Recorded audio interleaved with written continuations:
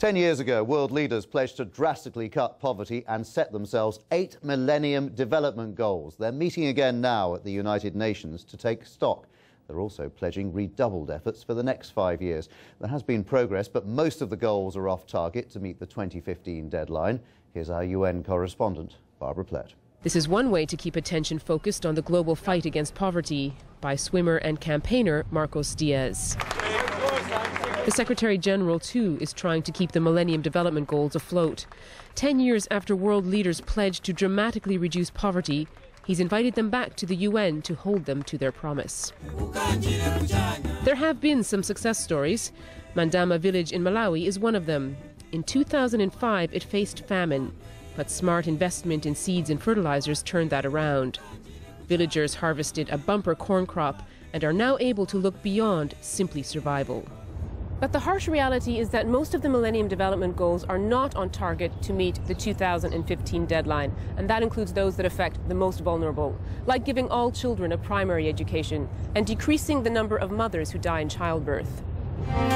One reason for failure is that the richest countries haven't met their pledge for increased development spending, even though it was less than 1% of national income.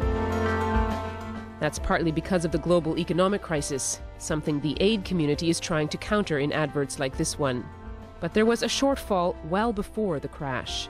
The rich countries said that they were determined to give in official development assistance 0.71% of the national incomes. But the United States, Germany, Japan, Canada, the big donors, by and large, have utterly failed to follow through on that commitment. One of the greatest failures has been in attempts to stop mothers from dying.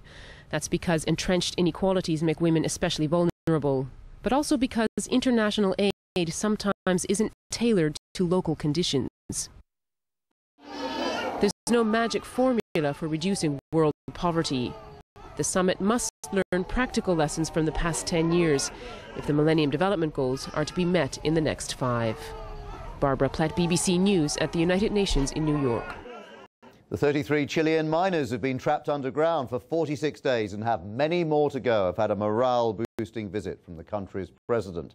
Sebastián Pinera was there to mark a new stage in the rescue operation. Work is beginning to widen the 630-metre deep hole to bring the men out safely from the San Jose mine near Copiapo.